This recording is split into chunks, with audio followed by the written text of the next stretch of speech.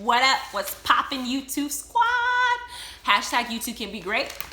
Okay, this video we're gonna focus on some other tea. So T.I. did a interview with Breakfast Club, Charlemagne the God.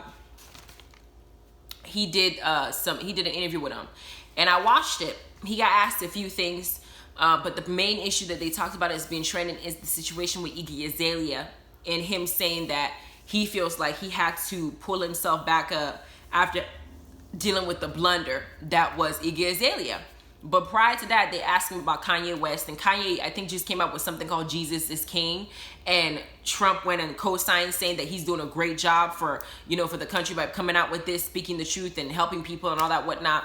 But Kanye, T.I. spoke on that briefly, and it seemed like Charlemagne was asking him about what he thinks about Kanye doing this whole religious movement thing that he's doing, and T.I. made a statement saying that, or Charlemagne and T.I. made a statement saying that there's a lot of people nowadays that use religion and God to make money, because apparently the thought process is that maybe Kanye is branching from doing his normal music that he's doing now to maybe going into the religious sector and using that to make money, and using the Jesus situation phenomenon as a way to do it, because a lot of people do go to church.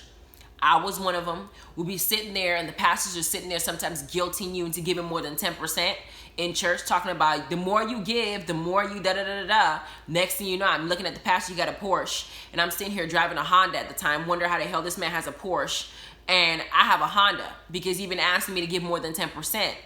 And every Sunday he's preaching the same thing. We read 1 or 2 verses from the Bible, and he's doing the most. So I've been in those churches as well, where it's more like they're marketing themselves. Hell, I even watched videos on YouTube where the guy is saying something like, Jesus was rich. And the guy's like, well, what you talking about? He said, Jesus was rich. He said, what you mean Jesus was rich? He said, Judas Iscariot was his accountant. I was dying. You said Judas Iscariot was... I've seen all those. My point is that I've seen crazy church situations, and T.I. didn't spend too much on it, Charlemagne. He just said that it is not, he doesn't feel like it's right to judge Kanye for branching into this area to kind of also make money off of it, when a lot of other people do the same thing, and it's just not for him to speak because the sin is all the same for everybody. I said, all right, cool. I can accept that point. Makes sense. Why judge other, Kanye any different than you judge other pastors that do the same thing when they manipulate their congregation to give them money and they expend it recklessly on their own self and just be selfish. You know what I'm saying? So it does happen. But when we get to the topic Iggy Azalea, I haven't heard much about her lately. But according to T.I., he said that Iggy Azalea switched up when she found out that white people liked her. Now, when I first saw Iggy Azalea, I don't know how y'all feel or how y'all recall her. When I first saw her, she had the fake lips, she had the fake ass, she was doing the butt shots, she was doing everything she can, and it almost seemed like she was picking up the hip-hop type mold, and that she wanted to put herself out there. I would almost look at her and think, not that she's as talented in my view as Nicki Minaj, because I think Nicki Minaj's rap skills, from what I experienced, is very good. Iggy Azalea is also talented as well, but I wouldn't put her in the same caliber as Nicki Minaj and all the successes that she's had thus far. It's, to me, it's not comparable. However, the image aspect of it, the tiny waist, the big ass, the excess stuff that they do to their bodies, the boobs, all that cosmetic changes they do to make themselves look a certain way for the videos that they're trying to do.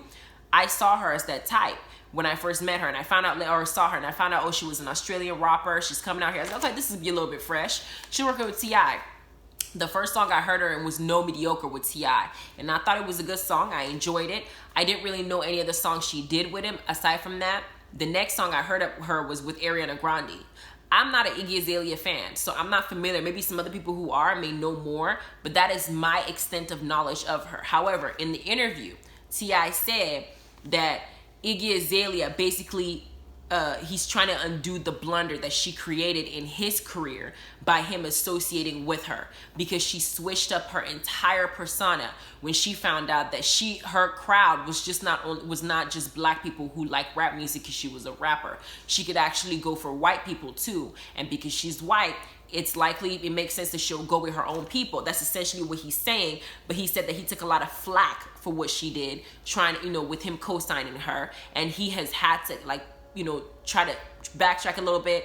He's very, I guess, cautious from moving forward. If he's to sign or work with another female artist like he'll work with her, he's gonna be very careful. He's not gonna put himself out there like that because of how things worked out with her.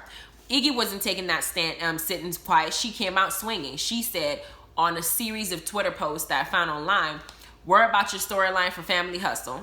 She also said that T.I. is talking out of his ass because some of the stuff that he's saying is full of shit. And she also mentioned that since T.I. referenced that she wasn't writing the raps herself, that people were helping her write those good raps that Charlamagne said was very good. They insinuated that her raps kind of dwindled and just kind of went like this after her and T.I. stopped working together. And T.I. said, basically made the insinuation that other people were writing those raps for her to make her look as good. And when they separated, maybe her raps weren't as good. It was a dig. So Iggy went around and said that and basically made T.I. look like he don't write his own raps either. She kept saying, she continued to say that T.I. is just bringing her up to seem relevant. She says that the only song T.I. ever wrote or was a part of was 100, the album. And she said, thank you, but he wasn't part of the creative or executive process on that album.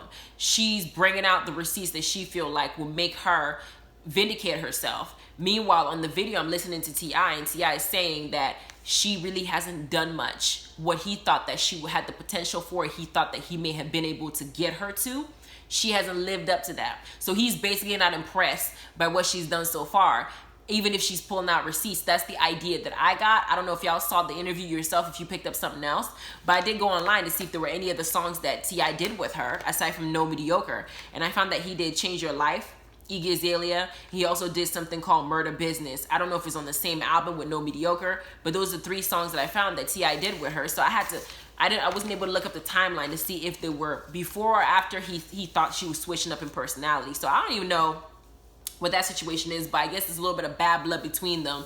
Even though T.I. says, I don't want any bad things to happen to her. I wish her well. There were a lot of digs that he was saying as it pertains to her. And to be honest, I'm not a fan of her, so I can't judge her artistry. But the fact that I'm not even willing or wanting to even listen to her music, it's just not something that appeals to me, says, hey, I mean, it's not for me. They may be some people that are fans of hers. Maybe comment below and let me know if her artistry or her talent is really worth it. That if T.I. is really just full of shit, if he's just saying stuff out his ass, if she really is doing a lot more work better than what he's saying, because he's basically insinuating that she could have done a lot more, and that basically her separating from him was bad for her. So let me know what y'all think about that interview and him saying all those things below, and I'm gonna read it so I can see what y'all think about it and make sure that what I'm thinking and what I'm going with this makes sense from what I saw, me comparing what she says. That's where I'm at with it. Anyway, don't forget to like and subscribe and read the notification bell, that way you can get more tea when I post it. Check out Instagram, YouTube can be _GR8_channel. I love y'all, and I'll see y'all some other time when I do another video. Thank you, bye-bye.